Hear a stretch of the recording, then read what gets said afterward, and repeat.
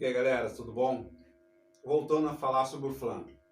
Hoje eu quero falar de um exercício que eu gosto de usar muito para treinar minhas mãos em cima dessa figura, dessa posterior chamada flan.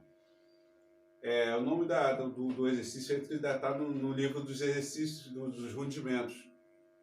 Né? O nome da figura, dessa apogiatura, é Swiss Arm Trapper.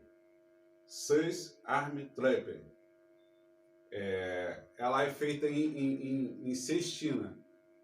Por exemplo, mais ou menos assim.